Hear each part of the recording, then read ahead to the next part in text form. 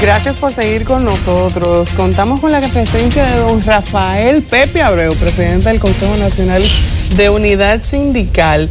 Don Pepe, entre comisión y comité, usted se ha pasado una buena parte del año pasado y de lo que ha comenzado de este. Hoy a las 3 de la tarde se reúne el comité, el consejo para tratar lo del código. Yo quisiera que comenzáramos por ahí, porque con lo del comité de salario ya eso es otro asunto. Pero quisiera que comenzáramos por ahí. ¿En qué está ese proceso? Bueno, como dijo Hugo, es una telenovela, ¿verdad? ¿Una novela? ¿En qué capítulo va? Sí, capítulo por capítulo. Bueno, se puede decir que en el código nosotros hemos avanzado en alguna cosa. Por ejemplo, y esto es importante, nosotros avanzamos en el tema referido a la conciliación. ¿Qué decidimos? Decidimos crear lo que se llama un consejo de conciliación, en la que va a haber conciliadores empresariales, conciliadores sindicales. Va a haber una escuela de entrenamiento de esos conciliadores, para que los casos, Hugo, en lugar de ir inmediatamente a fondo, a tribunal, vayan a ese proceso de conciliación. Pero de conciliar, ¿qué es lo que se va a conciliar? Divergencia, por ejemplo, divergencia. ¿Cómo hace la fiscalía? Conflictos de trabajo, laboral. Sí, no, claro, por ejemplo, divergencia en una prestación laboral. ¿Qué tú me estás dando? ¿Qué me toca? ¿No entiendes? Vamos a conciliar eso, a buscar una solución. ¿Qué ofrece el patrón? ¿Qué entiende el trabajador que le pertenece? Etcétera, etcétera. Una oportunidad, una segunda oportunidad. Si no hay salida, entonces es que se va al fondo. Solo cuando la gente sea muy terca, Franklin, es que se vaya al fondo. Pero se va a tratar de buscar soluciones en ese campo de la conciliación. Eso abarata el costo para la empresa, claro, y abarata el costo para el trabajador. Hay abogados que se van a quejar. Claro está. Sí, viviendo los conflictos. Porque le conviene más el conflicto. Claro. ¿Entiendes lo que eso hay que entenderlo también? Segundo, hemos aceptado en un acuerdo con los empresarios que como el duplo del depósito afecta a la pequeña y mediana empresa, lo que tú decías, Hugo, cuando hablamos aquí, la primera vez. Por ejemplo, una empresa condenada a 100 mil pesos, en la condición actual, del código actual, tiene que depositar 200,000 para no ser condenada, para no ser embargada. ¿Qué estamos planteando? ¿Qué acordamos con los empresarios? Que solo deposite el monto de la condena. Fue condenada a 100,000. Paga tu solo deposita 100,000. Deposita 100,000. Es como una garantía de que si lo condenan, una garantía para que no se vaya, ¿no entiendes? Y deje trabajar. Es como la fianza en la justicia. Pero en lugar de ponerle dos, el duplo, tú le estás poniendo el monto, claro, de la condenación. Otro aspecto, en ese duplo se establece que el duplo debe ser depositado a los 3 días. ¿Qué hemos hecho? Lo hemos ampliado a 10 días. ¿Entiendes? Que en lugar de 3, claro, sean 10. De manera que la gente tenga más capacidad de desenvolvimiento y de buscar los recursos. Esos temas, como ustedes saben, son temas que yo se lo planteo hacia ustedes, pero para un abogado que vive de eso, ¿te entiendes? Claro. Le interesaría que permaneciera como estaba, no que cambie, tú ves. Sin embargo, nosotros estamos accediendo a que haya cambio, porque a nosotros no nos interesa cierre de empresa, ni disminución de personal, ni cosas así. A nosotros lo que nos interesa es que la gente tenga trabajo, ¿verdad? Y tenga donde trabajar. Pepe, ¿y por qué esas negociaciones resulta como un misterio conocer la agenda que cada posición tiene, que cada sector tiene cuando se sientan a conversar? ¿Por qué no hay una agenda preliminar que la gente misma también conozca desde fuera, lo que no participan en la mesa de trabajo? ¿Cuál es el misterio de conocer de qué se va a hablar? Tú sabes, Franklin, que ahí hubo siempre el problema, porque mucha gente no quería siquiera que los medios tuvieran, ni siquiera al final, porque entendía que los medios supuestamente alteran lo que se dice y lo que se trata. Yo siempre creo que no, que los medios ayudan, porque tú a veces encuentras un periodista que te reversa una cosa, pero encuentras 5 que te dicen la verdad de la cosa, ¿verdad? Entonces, por eso uno siempre cree en eso, pero hay gente que no cree en eso y entiende que adelantar la posición o explicarla supuestamente ni que te reversa. Por ejemplo, esto que yo le estoy diciendo a usted de aquí, así, hay gente que entiende que no se debe decir, que debe guardarse para el final, no decirlo. Entonces yo digo, ¿por qué no decirlo? Si es un acuerdo, claro, es un pacto, tú lo que tienes que hacer es informarlo, porque esto que yo estoy diciendo aquí, ¿cuánta gente me lo ha preguntado a mí como lo están preguntando ustedes? Casi nadie, ¿entiendes? Absolutamente nadie. uno habla en general, pero detalle así, por ejemplo, de explicarlo así.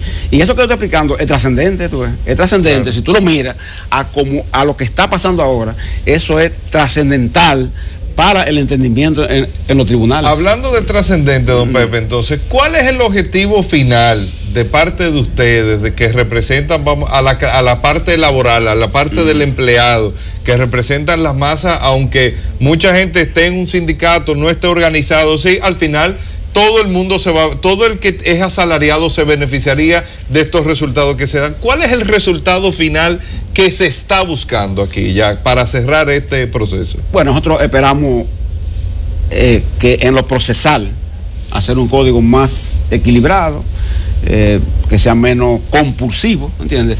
Básicamente para pequeñas, medianas empresas, sin que eso implique que el trabajador pierda los derechos que le corresponden, porque una cosa no quiere decir que haya que perder la otra.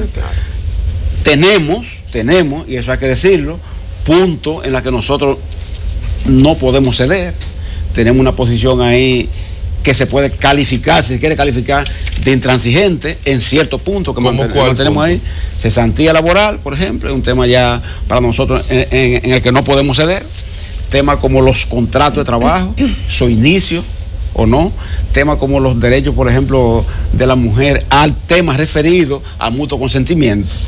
Esos son tres temas, ¿verdad?, que nosotros tenemos agrupados como temas en los que el movimiento sindical no puede dar el brazo a torcer ni puede ceder. Pero Gabriel del Río, cuando estuvo aquí un poco después de esos primeros encuentros, nos hablaba como que había o me dio visos de flexibilización con relación al tema que tiene que ver con ese dinero que deben entregar al colaborador o al empleado una vez se rescinde su contrato laboral. Él decía que habría la posibilidad de tener un monto determinado que sea fijo, qué sé yo, 5 salarios, 7 salarios, que ese pudiera ser un tema que se pudiera estar negociando. Yo lo sigo porque a ustedes. ellos están conscientes de que... Yo lo sigo a ustedes siempre, yo lo vi. Exactamente, yo lo vi. Entonces, lo único que hice fue preguntarle a Gabriel, ¿verdad que sí? El alcance de su propuesta, que la escriba, porque recuerda que tenemos una mesa sindical, recuérdense de eso, de las 3 centrales. Claro. Pero lo único que le solicité fue cuando lo vi, a usted, decirle eso a usted. Cuando lo escuchó. Sí. Exacto, porque yo mira, Gabriel, es importante que tú presentes la propuesta. ¿Qué le parece a usted esa propuesta? Hasta ahora él no la ha presentado. ¿Y qué le parece a usted? Hugo, mira, la vida es interés, es el mundo. Es el mundo. Lamentablemente eso es así. Nadie puede ocultar eso. Mira, cuando tú analizas, por ejemplo, tú coges una persona que tiene 10 años en una empresa. Coge a Juan Pérez, 10 años en una empresa. En el esquema, por ejemplo, que plantean los empresarios, techo de cesantía de 3 años. Esa persona con 10 años, tú la liquidarías con 63 días, nada más. Porque son 21 días por año en el esquema de ellos. En el esquema actual, del código actual, una persona con 10 años, tú tendrías que liquidarle 5 años a 21 días y 5 años a 23. Cuando tú lo juntas, los de 23 y los de 21, te da 220 días. Cuando tú calculas lo que esa persona perdería en caso de aceptar la propuesta empresarial, tú te das cuenta que esa persona perdería 157 días, que recibiría menos si aceptáramos el esquema empresarial. Entonces, en un esquema, cualquiera que sea, es planteado como fórmula para resolver el tema de cesantía, habría solo un perdedor, y ese perdedor sería el trabajador. Muchos te dicen, Hugo, y esa es la verdad, muchos te dicen, no, porque no se trata de los trabajadores de ahora, de los contratados hoy. Esos son derechos adquiridos. Yo oía a Gabriel decirlo, sí. Derechos adquiridos. Y eso dicen los empresarios también, derechos adquiridos. Eso no se toca. El que está hoy, está hoy. Ahora, hay una pregunta que uno se hace siempre. Uno tiene derecho a negociar hacia la baja por lo que vienen detrás de uno, hacia la baja. Si hacia la alza, uno tiene derecho a hacerlo, pero hacia la baja, uno considera que debe negociar quien viene a sustituir a uno. Ese que debe negociar, la generación que viene. Usted quiere negociar un código de trabajo más liberal, más flexible, en que no haya cesantía, por ejemplo. bueno, pues negocien ustedes lo que viene, tú ves, pero no uno adelantarle una negociación de ese tipo, porque tú no puedes guardarle a los hijos tuyos, Hugo, un código peor que el que tenemos hoy. Pero el tema mejor es, lo que uno tiene que guardarle también, y no es por estar en desacuerdo con el empleado, todos somos empleados, pero hay una realidad también empresarial o comercial o de propuesta de crecimiento, y los países crecen sobre la base de sus pequeñas, medianas empresas que vayan creciendo y creciendo, creciendo. Usted sabe muy bien, don Pepe, que hay empresas que si se le habla en estos momentos una liquidación de 10 años de trabajo, simplemente lo que le queda es entregar el título y la llave y pasarle todo y cierran, porque no hay una forma económicamente, bajo la situación que hay, de poder entrar a una liquidación. Y creo que también esos son puntos que hay que entenderlo. O sea, hay empresas aquí que están quebradas y no lo saben, y tienen 10 años abiertos pero que están quebradas, que no cuadran, que ni siquiera el seguro de la TCS lo pueden pagar, que tienen unos seguros por la izquierda ahí para los empleados porque no están cuadrando. Entonces es una situación también económica difícil que hay ahí. Te buscaría, yo creo que sí, que hay que buscar salida, pero la buscaríamos por el área de la seguridad social. Creo que la ley de seguridad social aquí se aplica de una manera que atenta contra ese régimen de empresa que tú señalas, Hugo. Porque aquí la ley de seguridad social está diseñada para decir 70% lo paga el empleador. No importa, Elisa, qué tipo de empleador sea. Se le aplica lo mismo a una gran empresa que a una pequeña de 5 personas.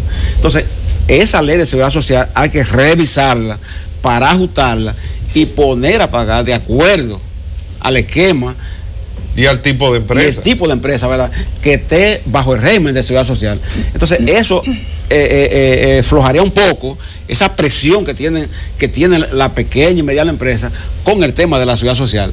Pero por el lado ya de la cesantía, yo lo veo distinto, porque es que la ley misma nuestra, la 8701, establece la creación de un seguro de desempleo. Exactamente. Hugo, eso se planteó. Un seguro de desempleo a los 18 meses de estar en vigencia la ley. ¿Cuánto van de la ley? Van 13 años. Y el seguro de desempleo nunca se puso ni siquiera en intención de discutir. Porque por un asunto de que los gobiernos, y lo que han pasado, entendieron que el seguro de desempleo era caro. Pero lo que dicen los trabajadores, ellos están pagando ese seguro de desempleo. Que era caro. Pero el seguro de desempleo sería la sustitución de la cesantía. Eso era, Hugo. Esa fue la propuesta. O eso es. Que está en la ley. ¿Tú ves? Está en la ley. Pero ¿qué pasa? Cuando tú estás en la mesa con un empresario hoy y tú le preguntas al empresario, y entonces, ¿por qué usted sustituye la cesantía? ¿Sabes qué te dicen ellos? La sustituimos por la pensión. Cuando usted esté viejo, cuando la persona esté vieja, le toca una pensión. No requiere cesantía, dicen ellos. Entonces tú le dices, ¿y el tránsito? Y el tránsito hacia esa pensión, ¿cuál es? ¿Qué salida ustedes tienen para eso? Ellos no tienen ninguna, Hugo. Ellos te quitan la cesantía, pero no te plantean la sustitución entonces por un seguro de desempleo. Pepe, mira, yo quiero que tú seas un Sergio Sarita ahora. Vamos a hacer una disección como si fueran el INACIF. Así. Los extremos del sector laboral en República Dominicana, muchachos muy jóvenes, que no tienen quizá la experiencia, bregando con patronos, bregando con la formación de una familia, los gastos en los que se incurre cuando se ingresa, se interna en la sociedad, con todo el nivel de obligaciones que uno asume. Y por otro extremo entonces está la ancianidad, la adultez, la gente que ya no tiene más fuerza para seguir bregando con trabajo y que ve hacia atrás y ve como una derrota, que ha perdido su tiempo trabajando para nada. Entonces, ¿qué esperanza tú le das a la gente en la República Dominicana que pueda tener una vida digna, un trabajo digno, después de estudiar, de trabajar, y cuando llegue el momento de retirarse? ¿Con qué se cuenta? Bueno, Franklin, eso que tú has preguntado, ese es un tema de Estado. Así es que se llama ese tema, de Estado, lo que tú has preguntado. Es un tema de sentarse ahí, la clase dirigente empresarial, la clase dirigente gubernamental, que es la que tendría que vaguardechar eso y decir, por ejemplo, ¿cuál es el esquema del sistema de pensiones que nosotros hemos creado? ¿Para qué está hecho ese sistema de pensiones que hemos creado nosotros? ¿Es para que Hugo, con una pequeña empresa, enriquezca a otros que tienen gran poder para eso? ¿O para que Pepe, que es un trabajador, también lo enriquezca y que cuando llegue la hora de la pensión, por ejemplo, en el año 2028, que le toca a esos jóvenes que tú estás diciendo, Frankie, que entran a este sistema nuevo, pero en el 2028 esos jóvenes ya serán como yo, ¿no? ¿Lo que? Serán como yo. Esos jovencitos de hoy serán como yo, que se ven aquí, que así van a ser ellos como yo. Sí. Entonces, cuando lleguen ahí y le digan, mire, lo que usted le toca de pensión es la tasa de retorno que tuvo Hugo, ese aporte que usted hizo durante 25 años, usted y su patrón, es del 30% de lo que usted ganaba cuando era activo. Entonces tú dices, 30%. Es prácticamente una limosna. ¿Tú te das cuenta? Pepe, pero ¿por qué no hablarlo en ese grupo? Pero Elisa, una gente que era clase media, ¿tú sabes qué será? Muy franco en ese esquema. Un indigente. Un diabético. Y no trabaja para eso. Arrimado una esquina, dando pena. Tengo que bañar en una mecedora. Oye lo que dice Elisa, ¿por qué no se discute ahí? Claro, porque entonces, ahí están todos los grupos sentados. Ahí porque nadie quiere tocar ese tema, porque ese tema es tabú, porque tenemos, tú sabes. Porque una irresponsabilidad del liderazgo dominicano. Es una irresponsabilidad del liderazgo dominicano. Así se llama. Donde hay que decirlo claro, don Pepe, discúlpeme, que aquí a todos esos temas cruciales se les da un lado. Aquí la gente que trabaja, por eso yo le he dicho 1000 veces, cuando ustedes están hablando del salario, si no partimos desde el principio de que yo voy a trabajar para vivir, o sea, estamos discutiendo un aumento de sueldo para no vivir, o sea, para no cuadrar como quiera. Entonces eso no tiene sentido. O sea, tú me estás discutiendo algo para todavía yo estar muy por debajo de lo que me da vivir, de no estar descuadrado por lo menos. En otros países del mundo, usted que me está escuchando, los salarios, los sueldos están calculados para que usted pueda vivir. No con lujo, no con nada, pero por lo menos vivir. Usted sabe cómo es que funciona el mundo. ¿Usted tiene idea? Cuando usted lo botan de un trabajo, entonces usted tiene lo que estamos ya llamando el seguro de desempleo. No, espérate, el Estado te paga estos meses que tú tienes sin trabajar hasta que tú consigues un trabajo, pero hay un monitoreo. Tú te pensionas, tú tienes todo resuelto. Y te ayuda a colocar, el Estado te ayuda a colocar. Todo, porque de eso se trata la vida, la vida se trata de eso. Con el tema de colocación, creo que, no sé si será así, don Pepe, pero creo que a través de la bolsa de trabajo que hay en el Ministerio de Trabajo, se pudiera estar haciendo algo. ¿Es así o no es así? No es así, eso es un intento. Es una fantasía eso. Pero a la hora práctica de la verdad, no hay quien te diga como en lo que dice Hugo, que te llaman. Usted quedó desempleado. Entonces, mira, hay esto y esto para usted. Y es un seguimiento constante. ¿Sabe por qué? Porque como el seguro de desempleo está pagando, ellos saben que también se quita de encima la presión de ese pago si colocan a la persona. Don Pepe, mire, tenemos que irnos a la pausa, pero quisiera que cuando regresáramos, antes de pasar a hablar sobre el comité de salarios, quisiera que cuando regresemos, quisiera que me contestara la pregunta de la agenda que llevan en el día de hoy, porque hay una reunión a las 3 de la tarde. Vamos a una pausa y ya regresamos.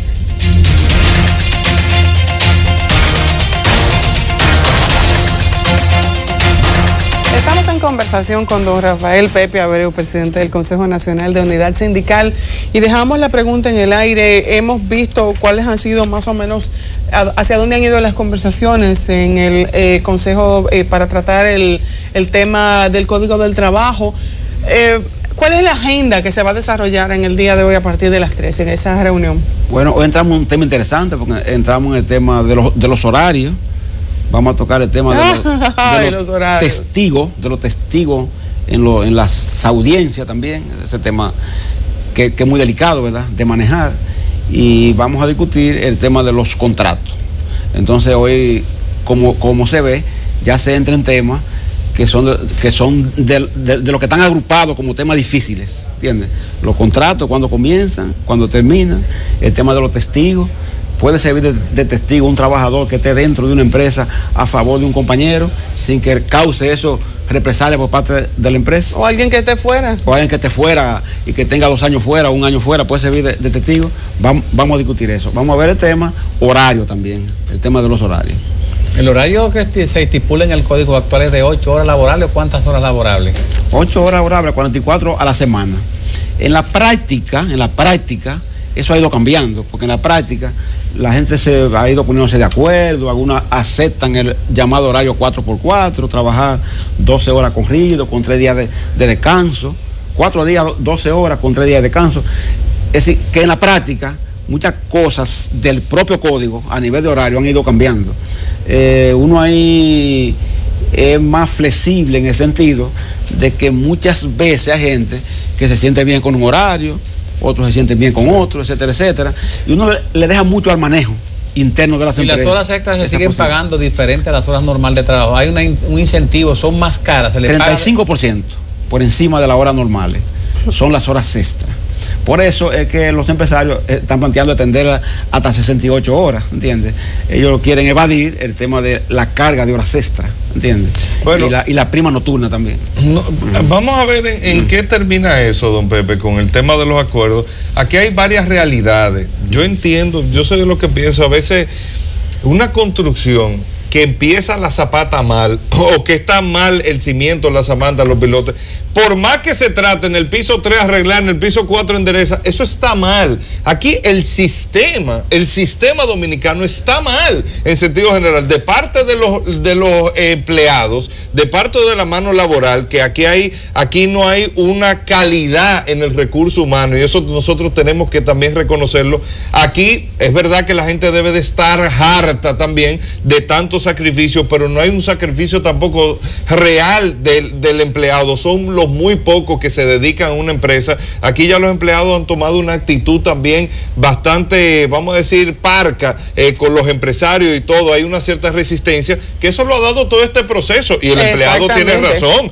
y el empleado tiene razón también, pero sobre otra base, la ley es un disparate de la República Dominicana, el Ministerio de Trabajo es un tieto y un trapo, eso que hay ahí, y como está funcionando también, o sea, esto está mal entero. Entonces, le digo esto y le comento todo esto, viéndolo, escuchando. Óyeme, yo antes de yo empezar a meterme aquí en medio de comunicación, ustedes están bregando con eso y siguen en el día de hoy bregando con esto. Estamos en el 2015. ¿Cuándo es que se va a parar esto y esto se va a arreglar?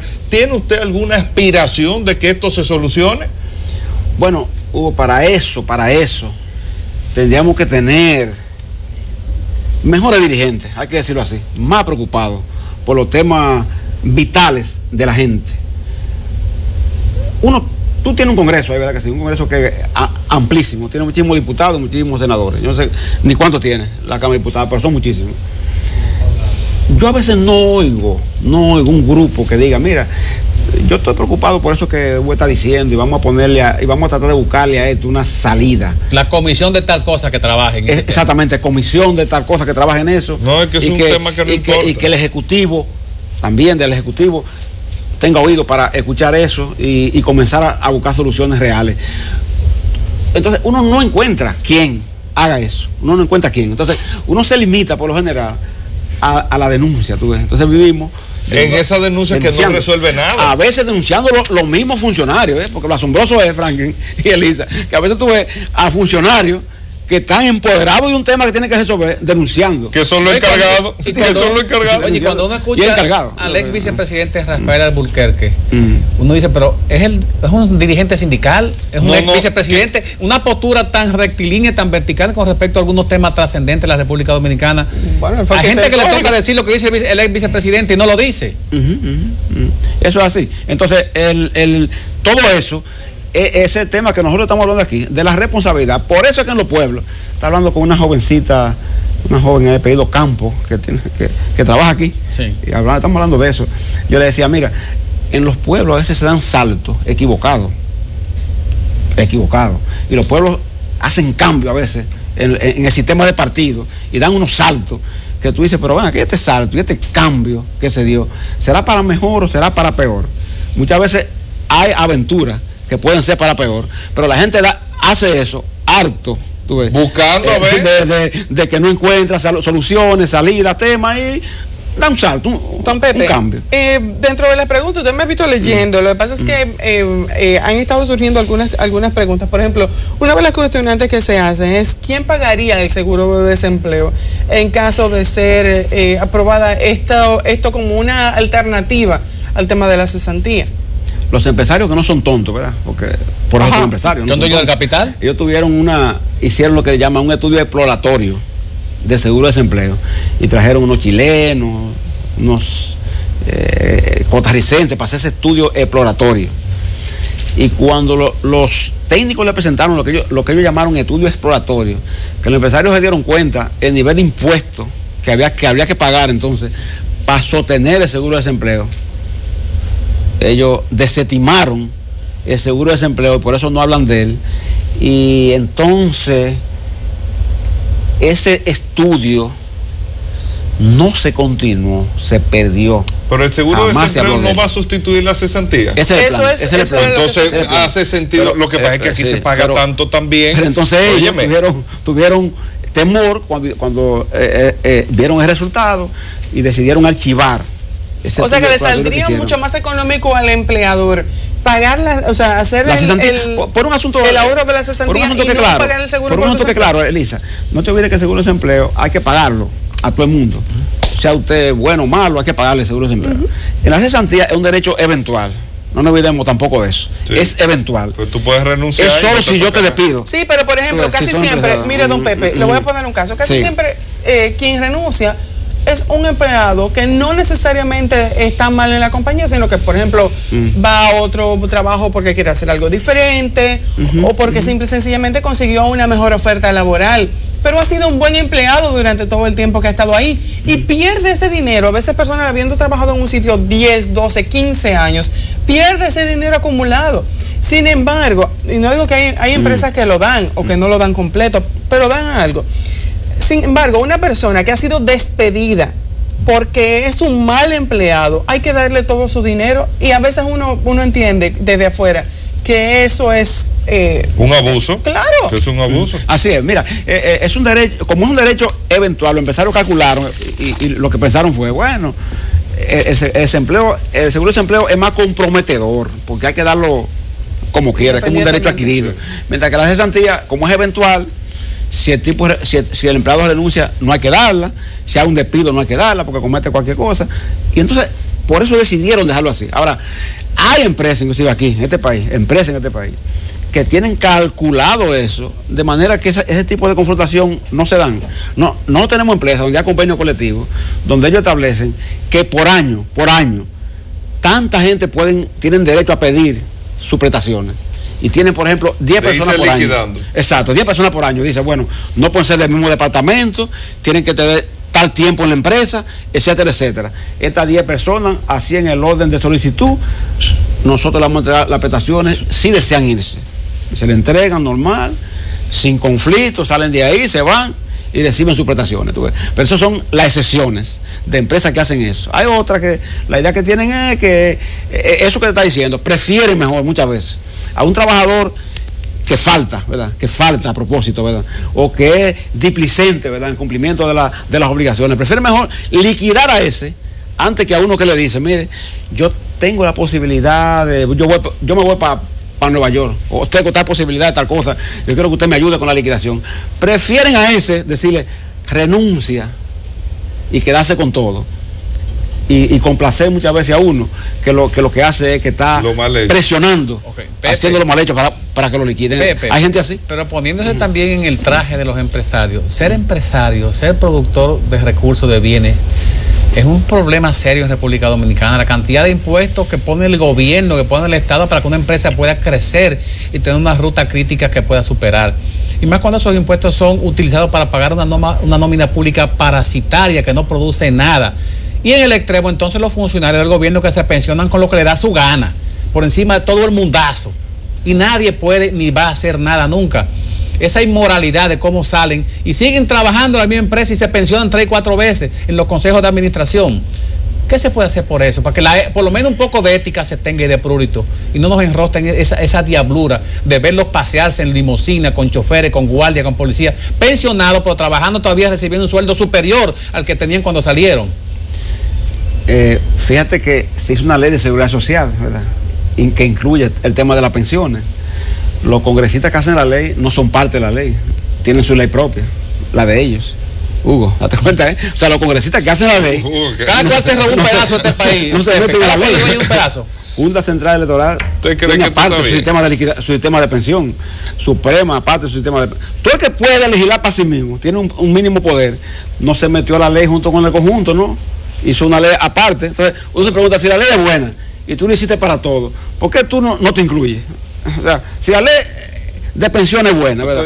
¿Por qué tú la haces y no te incluyes? Se supone que si es buena y dijiste para todo, debe incluirse. No he hecho programas donde se habla de los seguros especiales que tienen algunos funcionarios con la administración, con aeroambulancia, con ambulancia, con de todo. Los especiales fue. Y no se ponen en un 911 en la calle o en una voladora, en una patada con un suero colgando. Eso es que hay dos países diferentes, Pepe, hay dos países distintos. Claro, por eso es que hay que participar, porque hemos permitido que una recua de delincuentes sean los que dirijan esto. ¿Tú crees que a nadie le interesa? ¿Tú crees que esto es ser, como dice el mismo José, esto es ser responsable en tema de liderazgo? Esto es el mismo partido, señores. Este partido tiene 10 años de corrido en dirigiendo esta nación y está el mismo problema. Señores, aquí no se ha resuelto ni el problema. Óyeme, aquí no se ha resuelto ni el problema de los semáforos, se ha resuelto en 10 años de corrido. Óyeme, espérate, Hugo, ahí hay que hacer un mea culpa. Si están ahí es porque la gente ha votado por ellos. Hay una borrachera social, hay una compra de la conciencia. Elisa, cada cual tiene un precio. Oye, Elisa, pero es responsabilidad de cada uno. De nosotros es la responsabilidad del que piensa de empezar a dejar de estar hablando y a participar. 10 años de corrido, mire ese desastre ahí. Es un trapo eso. El tema laboral aquí es un desastre. Ni eso se lo ha ganado el ciudadano dominicano. Y es verdad lo que dice don Pepe. El comité de salarios, yo antes de entrar al aire, usted y yo estábamos conversando sobre un comentario que hice en aquella última reunión que hubo. Uno trata de leer incluso mucho más allá de lo que se dice, sino también leer ese lenguaje corporal que tiene la gente. A mí de manera particular no me pareció que fuera muy agradable esa reunión y me dio muy mala espina. Usted que está dentro de la candela, como decimos aquí entre dominicanos, ¿qué es lo que se vive en el comité de salarios? ¿Cuáles son las expectativas? Sobre todo con el mal preámbulo, usted me dice que eso todavía no hay tiempo para reunirse otra vez el comité. Pensé en ti cuando hablaste de que no había una sonrisa, ¿verdad? En el escenario. Cuando hablaste de eso. No vi nada. La primera vez. El lenguaje corporal era horrible. Pero mira, tenía razón Elisa con lo que dije. No hay una sonrisa. Mira, lo que pasa fue lo siguiente. Nosotros fuimos el 14, que fue el miércoles 14, ¿verdad? De este mes. De cuando fuimos, los empresarios alegaron en el comité que ellos no habían tenido tiempo de nombrar. ¿Sabes que el comité se constituye con 3 sectores? Los vocales gubernamentales, que están ahí siempre, los vocales sindicales, que hay que nombrar 3, más los vocales empresariales, que también tienen que nombrar 3. Estaban los vocales gubernamentales y los vocales sindicales, pero los empresarios dijeron que ellos no habían tenido tiempo de ponerse de acuerdo para nombrar sus representantes. Ese era lo primero. Segundo, que no habían podido estudiar la propuesta sindical. Y tercero, que había que motivarle bien por qué se hizo esa convocatoria, porque es adelantada y ellos no lo entendían porque no hay motivo inflacionario que impliquen esa convocatoria. Entonces, se le explicó a los empresarios, bueno, es por esto, ¿por qué se hace? ITEVI, etcétera, combustible, se le explicó. Se le nombraron los vocales, se le entregó el documento y lo que se está a la espera es de una nueva convocatoria del comité, que presumimos que la hará esta semana, para entonces iniciar el proceso de la revisión de la tarifa de 6 mínimos que están contenidos en ese grupo de trabajadores que serían beneficiarios de ese aumento. Lamentablemente, si los empresarios no nombran los representantes, el comité entonces no se puede constituir. Entonces los empresarios caerían entonces en una actitud de boicotear la posibilidad de que el Comité Nacional de Salarios opere sesiones para discutir la tarifa mínima. ¿Qué esperamos nosotros? Que los empresarios resuelvan su problema, nombren los representantes y que podamos iniciar el proceso de revisión de esa tarifa mínima. Pepe, la clase media, ya cuando va entrando a cierta edad, la tercera edad, piensa que cuando la gente del poder económico tiene una villa, tiene un penthouse, tiene un lugar cómodo, hay un lugar que se llama el cuarto de estudio. Parece que ese cuarto de estudio solamente sirve para guardar libros y retratarse y oír música. No es para estudiar, es para reunirse. Al simple opuesto es el ciudadano de la calle, el que anda en una Raleigh 28 con tapacadena color negro, que vive colgado de ese tapacadena para no caer en la miseria y en la pobreza, que parece que es el camino que lleva a gran parte de la sociedad. Hay dos sociedades diferentes.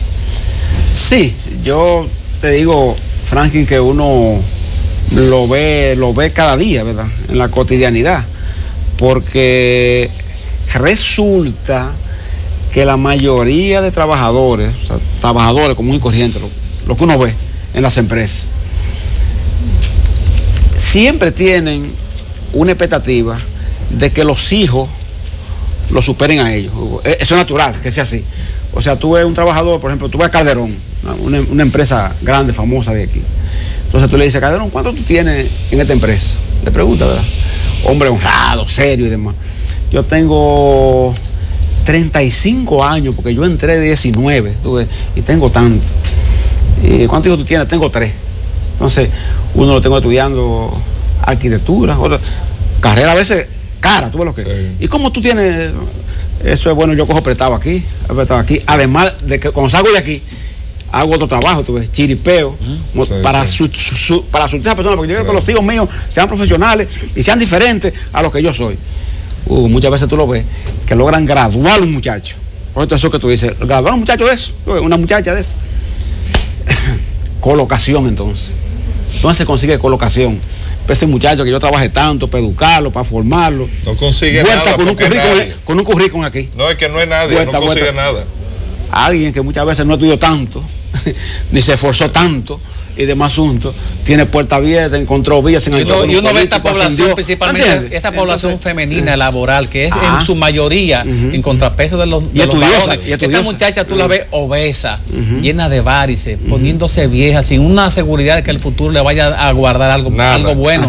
Es como caminando hacia una orilla que no se quiere llegar, pero a la cual se va a llegar. Ojalá que en verdad estemos sembrando la esperanza de que alguna gente que le corresponde enfrentar y resolver eso, cree conciencia de que ellos son el presente, pero cuando se haga la historia en el futuro, van a quedar condenados por irresponsables.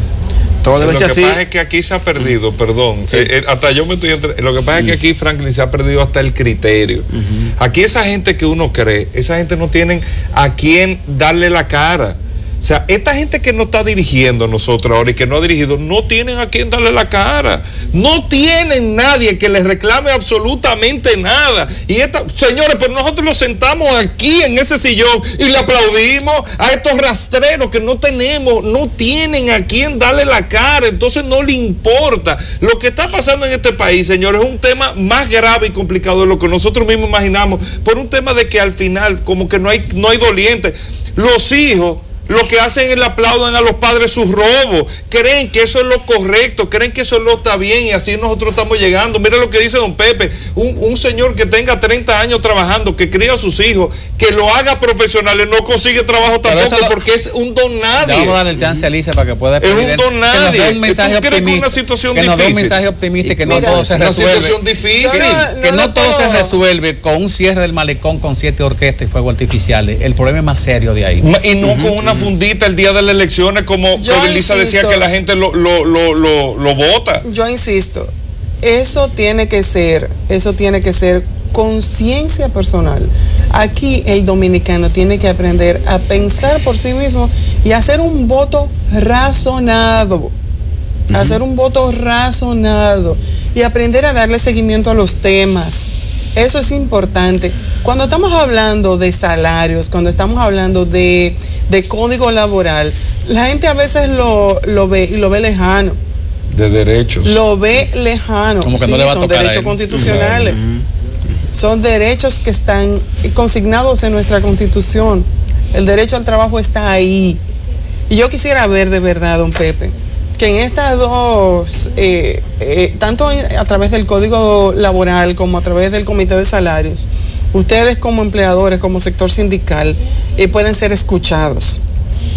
Porque escuchándolos a ustedes se escucha la mayoría de la población que vive con un salario deprimente, que no le permite tener la más mínima esperanza de una mejoría en su calidad de vida. Gracias, don Pepe, de verdad, por haber estado aquí. Y ojalá que mañana, cuando nos toque evaluar este encuentro con temas tan espinosos, podamos tener noticias positivas. Ojalá. Vamos ahora a una pequeña pausa y enseguida regresamos.